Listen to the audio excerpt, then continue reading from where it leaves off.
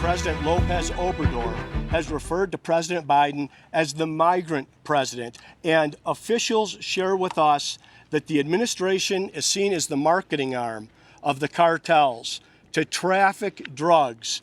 That was Governor Doug Ducey linking immigration to drug trafficking during his visit to Douglas in March. But what's the truth?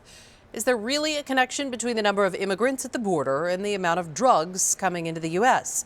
ABC 15 investigator Liliana Soto visited the border town of Nogales, and she spoke with law enforcement at both the federal and local levels. In her in-depth look at the situation, she goes beyond the rhetoric and finds most of the hard drugs coming into Arizona come in through the main ports of entry and are not only being carried by illegal border crossers.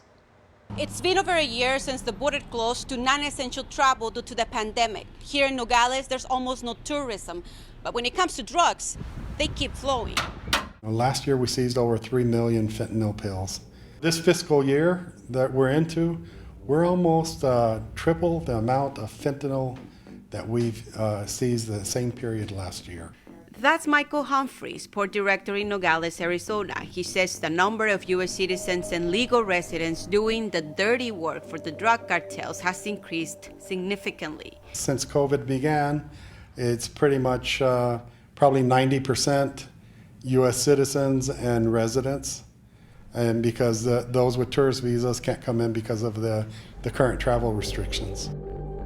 Customs and Border Protection says the number of Americans bringing in drugs is a concerning border security issue. It's mainly through the main gates. That's where most of it comes in. This is Santa Cruz County Sheriff David Hathaway. Some of it's concealed in commercial cargo.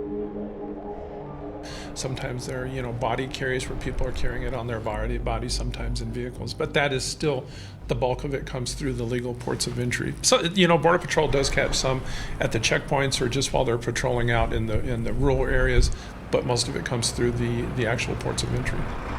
Well, U.S. Customs and Border Protection says U.S. citizens and legal residents are the ones carrying most of the drugs across the border. It's a claim Governor Ducey denied during his trip to the border in March. Drugs are not just coming from, those smugglers from other countries. There are also U.S. citizens, a lot of them, and many of them are teenagers recruited here in our own state. So what are we doing to prevent that? The first thing I would say is that you should get your facts straight on where this fentanyl and meth, amphetamines, and illegal cocaine is coming from. We had our facts straight. They come from CBP and the Santa Cruz County Sheriff's Office. Most of the mules are now U.S. citizens because they can cross. And we see a lot of juveniles and elderly people, like elderly women, being recruited to avoid the suspicions. They target single moms specifically. Andrew is one of those American citizens. They said, we need your car. We're going to take it and we're going to inspect it. We're going to put a tracking device on it. There's a tracking device that we follow. So when they get to Phoenix, I hand it over to somebody there. He was recruited online by criminal organizations based in Nogales, Sonora, and Phoenix, Arizona. We'll bring you his story and the recruitment techniques used by the drug cartels tomorrow at 10. Liliana Soto, ABC 15, Arizona.